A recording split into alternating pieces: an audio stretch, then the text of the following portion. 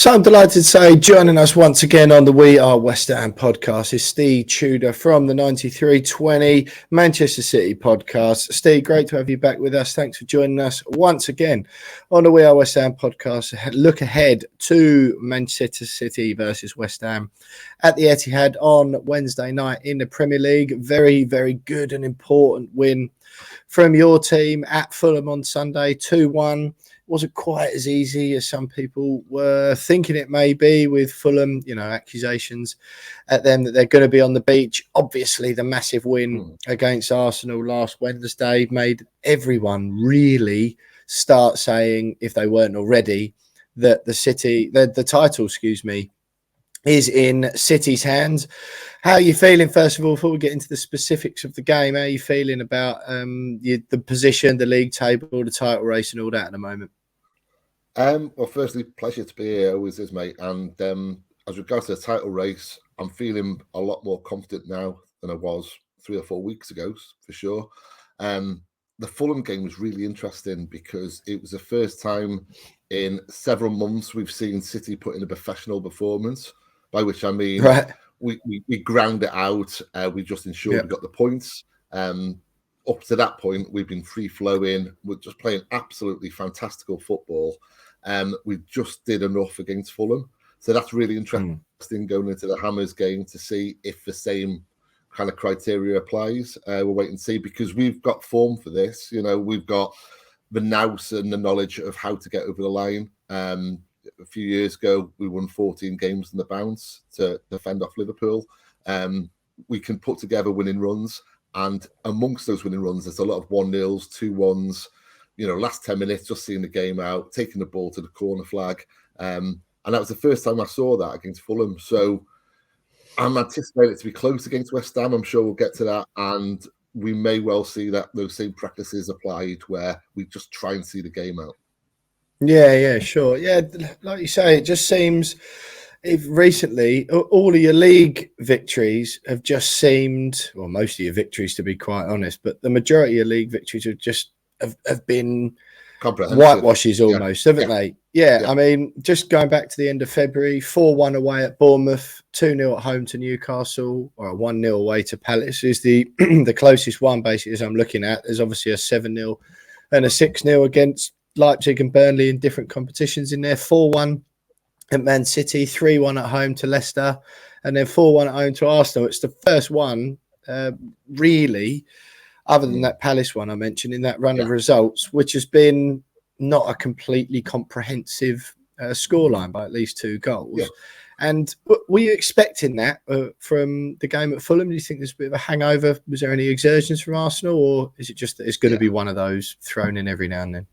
Well, I heard beforehand, that Fulham were going to be on the beach. They were looking that way for several weeks, and then they started to pick up. So I didn't know what to expect, to be honest. Always a tricky fixture. And as a fan watching, it was a case of just getting the 3 points. Don't care how we play. Just, I certainly don't care about the scoreline as long as it's in our favour. We've scored 37 goals in the last 10 games.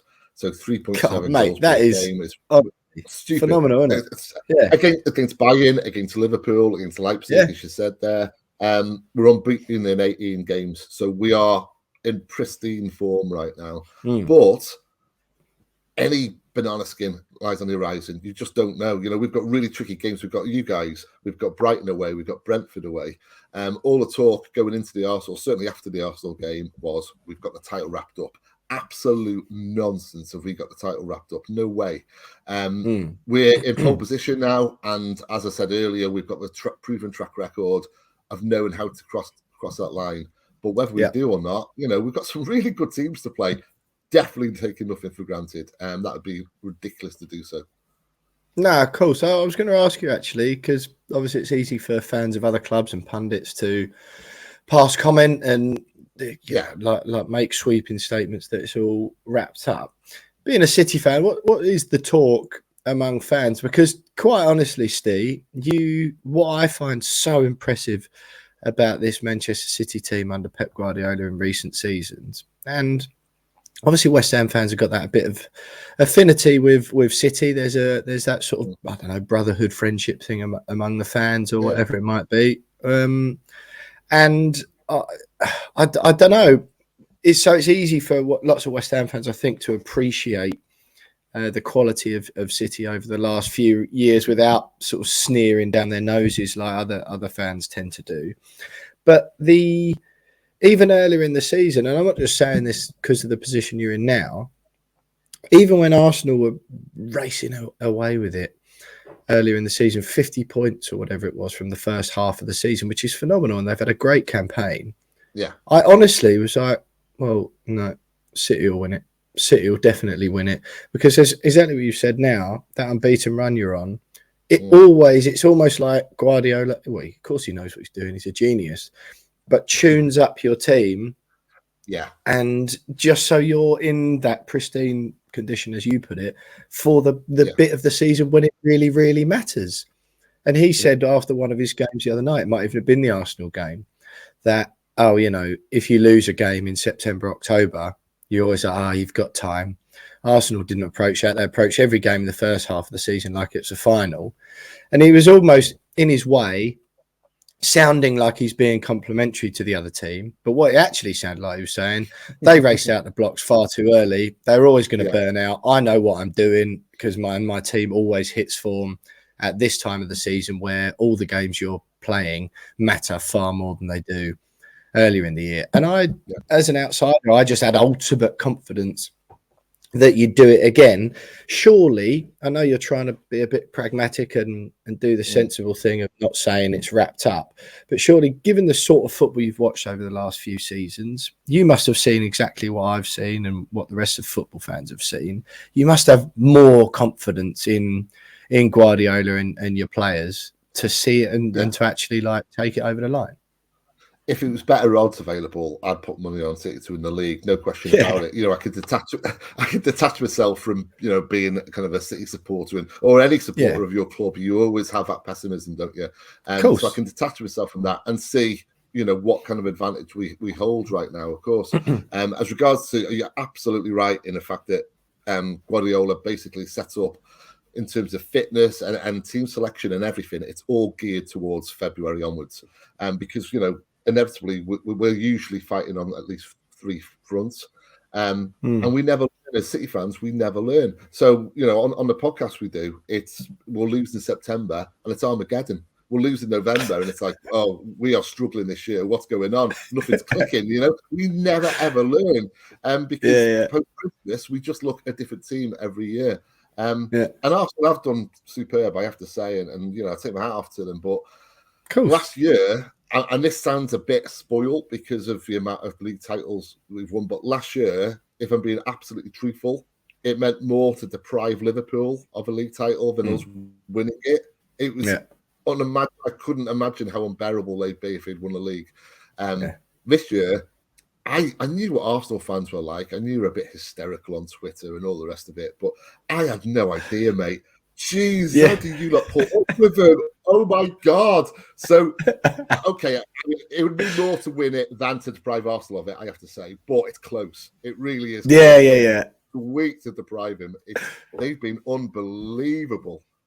No, listen, you are totally right. No, I think, to sort of put my fan hat on a little bit, rather than the professional one I have to have for most of the time, I think there is definitely, like I say, it's difficult because West Ham fans, me included, I've always liked City. Even before you were, honestly, even before all the money came in and all that sort of stuff. And the reason, I've explained this on this podcast before, and the reason is, and this is kind of how I view all other clubs really, is because of their fans. And I look at Man City fans and I go, I see just a northern version of West Ham fans.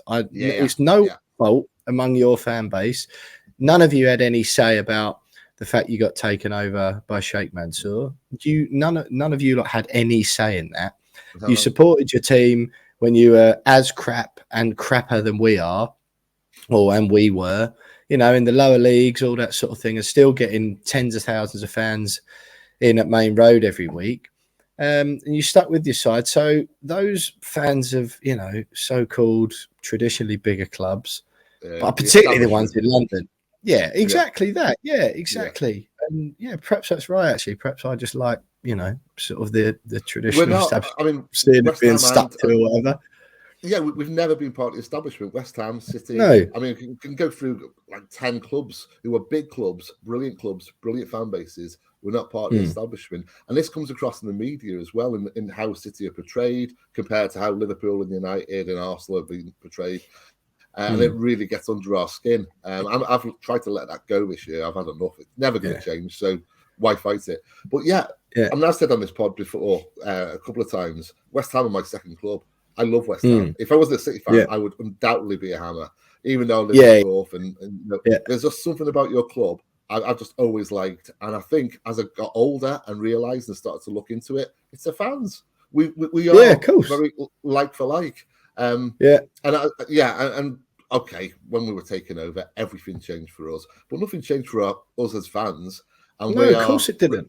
We're repeatedly portrayed as being, billionaires and state-owned and all the rest of it. We're not. I'm not state-owned. You know what I mean? No. It's minimum wage. So for us. So there's not many fan bases who get that, and West Ham fans do.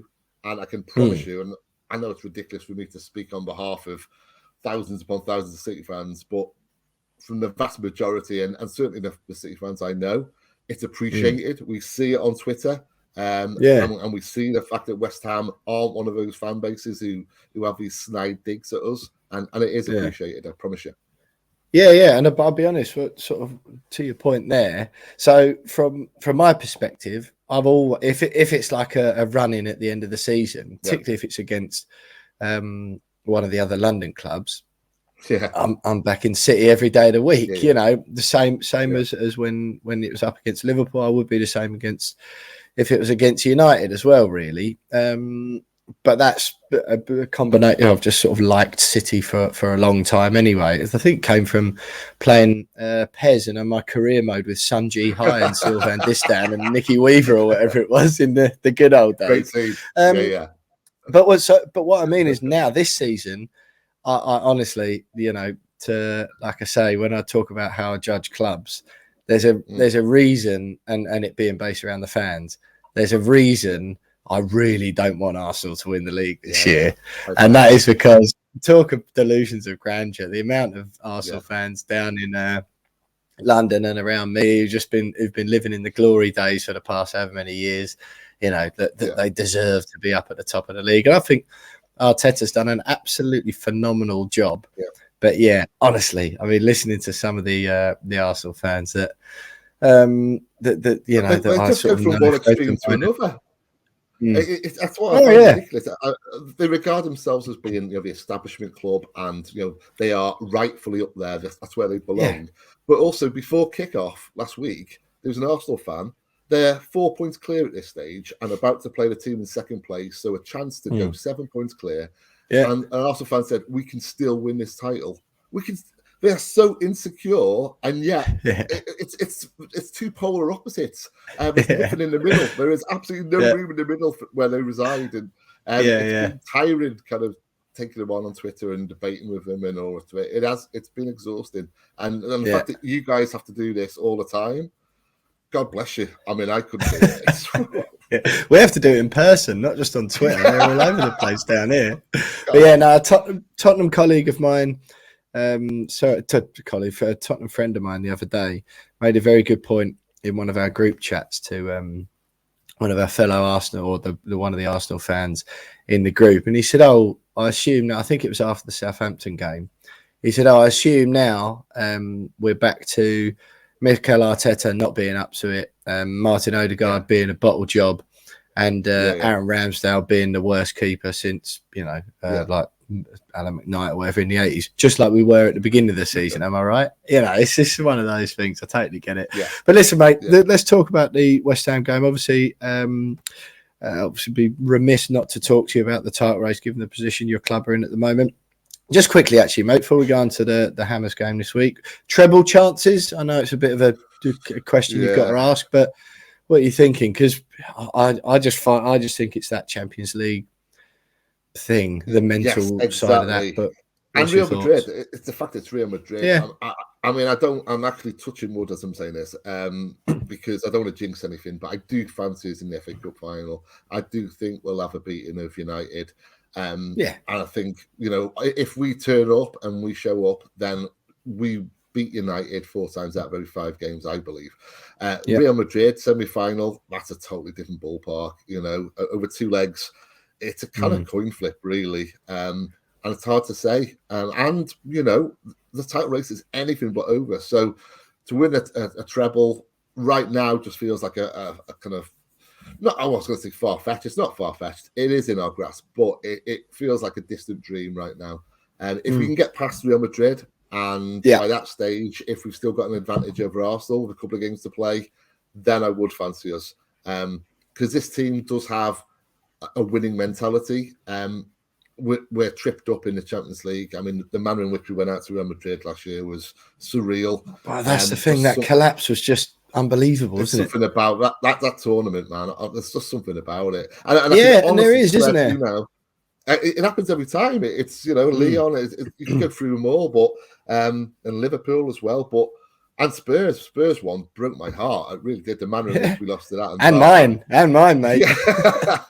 But I can honestly say that the league always means more to me in the Champions League, always by some distance. But this year, really, even at this stage, oh, absolutely, to win the league is just it feels incredible every year, and I want us to win it year after year after year.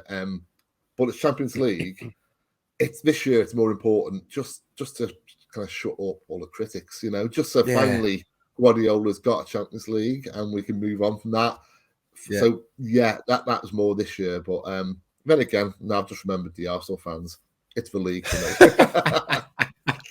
Yeah, absolutely, mate. Absolutely. Well, look, West Ham come to town in the Premier League tomorrow, and all the games now for you lot are just as important as the others. Every single match that you play, and that includes West Ham, of course. You went back ahead of Arsenal with that win at Fulham over the weekend. You've now played 1 game less than they have. They play Chelsea tonight. We're recording this on Tuesday morning. And look, I mean, what do you make of the West Ham game? Because I'll be honest, our record against you guys, I'm weirdly less fearful going to the Etihad than when you come to the London Stadium.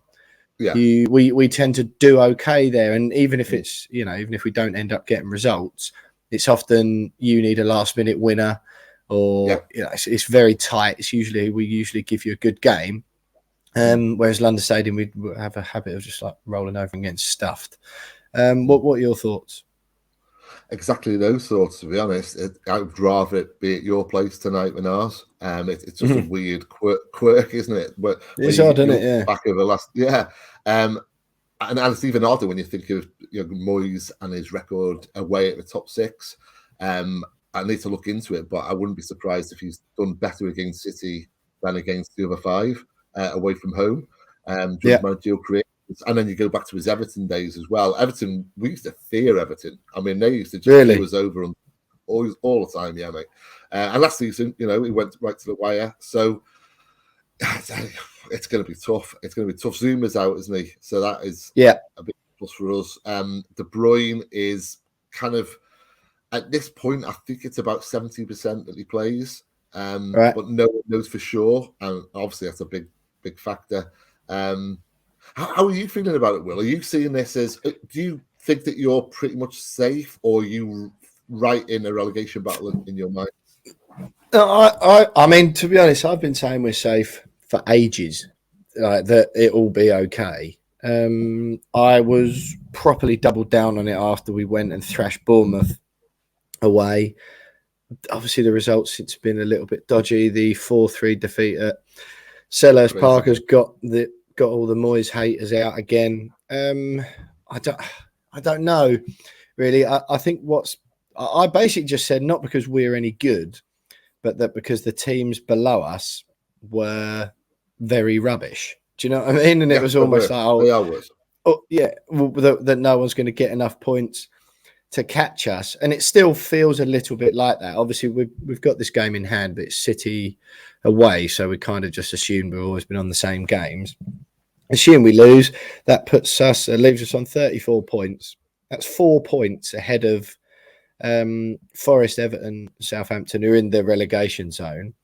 It also puts us, though, 4 points ahead of Leicester and Leeds, who are in the 2 places below us. And they've been so terrible. You basically need, in the space of 4 games, you need 3 teams to reverse a 4-point swing against us. Albeit we do play Leicester in one of those games. And our games are difficult. I was hoping we'd do it at Palace, to be fair, at the weekend. But I just fancy we'll nick a win from somewhere, which will put us on 37 points. And I think that'll be more than enough. Of course, I don't really think that's going to happen away to City or at home to Man United, who we play on Sunday.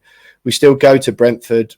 We've got Leeds at home and then away to Leicester. And then we go... which is our last game of the season.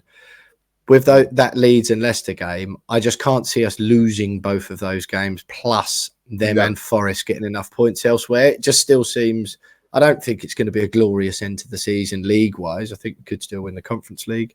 But yeah, I just feel like we'll be okay and have done for ages. I've never really panicked, but more just because of the lack of quality in the teams around us rather than any particular strengths of our own.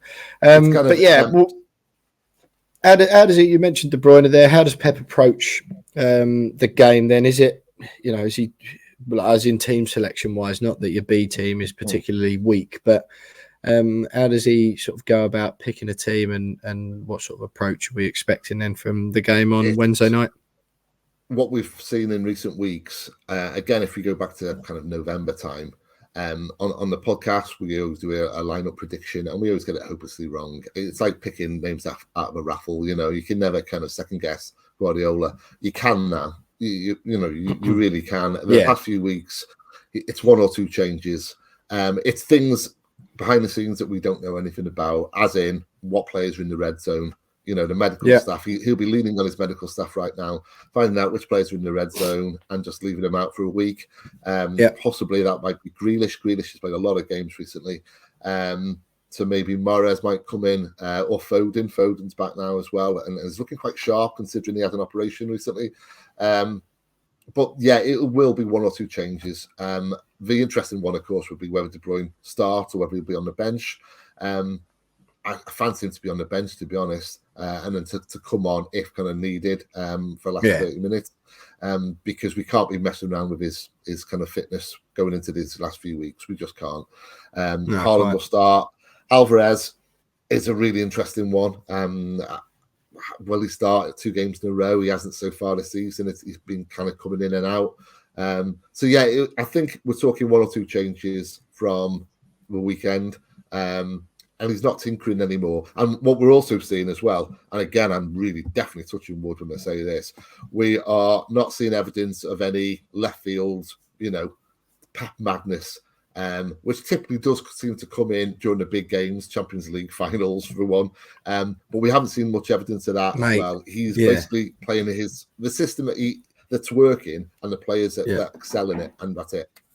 Yeah. I think the Real Madrid one, I'm really interested to see what he does for that game, because honestly, the amount of time, I think it was the Chelsea Champions League final. I can't remember exactly what was that the tweak. Yeah. We played Gundogan for the second time that whole season in a holding role. That was the Champions League final, and dropped a player who'd been brilliant in that role all season. Phenomenal. And I just remember, and I just I think that's what all sort of worries me about this season is it just feels like a bit like I don't know, and Fergie and Rooney talked about Ferguson in that Champions League final against Barcelona, where they were saying, listen, we can't just go toe to toe with what we're good at against Barcelona because they will win. Well, that's what Rooney said. Yeah. Fergie went with it anyway. It's like the opposite for that, I find, with Pep, because I'm like, if you just do your thing, you are better at your thing than the other team are at theirs, including Real Madrid in that. And it still would have been the same for Chelsea that season as well. You'd have thought, like, you're better at football than they are, so just do what you do and let them adapt to you. But I don't know whether it's a bit of insecurity or a bit of trying to be too clever or whatever it is. But it feels like this season, just keep on doing what you're doing. Like, He seems to be worried that other teams will suss him out. But it's all very well having an idea, but actually doing it, like there's no chance, is there? Do you know what I mean? Well, you know what's interesting about that though? It's not the opposition so much as the opposition manager, but they get into his head. So Klopp has definitely been in his head. Tuchel has definitely been in his head, which explains the Champions League final. Last year, last minute winner needed against the Hammers. We went out to in the League Cup, 2-2 draw. Yeah, his West Ham is Moyes now in his head. Well, we might see a left field kind of bit of weirdness tomorrow. I can't see it, but it's not beyond the realms of possibility. I'll be honest, mate. I meant more for the actual big game against Real Madrid. I don't think he needs much of a tactical masterclass to get over David Moyes of West Ham at the moment. Honestly, well, if Roy Hodgson can do it. yeah. Okay, fair point. Yeah. Fair enough. Well, listen, Steve, look, kept you a little bit longer than we normally would. So I've really enjoyed having this chat this morning. Love having you on the podcast whenever you come on. It's absolutely brilliant. Just give us a quick score prediction then. Wednesday night, Manchester City v West Ham at the Etihad as you chase the title and we try it. So rubber stamp our survival. I'm going very similar to the Fulham game, so 2-1 with a tense last half an hour. Maybe a couple of chances for the Hammers. So 2-1 City. 2-1 City, fair enough. Yeah, we have been putting the ball in the net a little bit more. So every chance we will nick one. Yeah, I'll be honest. I can't see you not getting over the line either. I'm going to go 3-1 to City, I think. Yeah, but we'll hear from Jonesy in the final thoughts. Yeah, I'd like to think we could go and give you a game up there. If we got a result, it'd be absolutely brilliant. But I think Moisey knows he pegs these games as write-offs before, just tries to maintain our goal difference and then crack on from there. But listen, Steve, it's been brilliant having you on the show again. Thanks very much for joining us. Ste Tudor from the 9320 Manchester City podcast there, looking ahead to that game at the Etihad on Wednesday night. But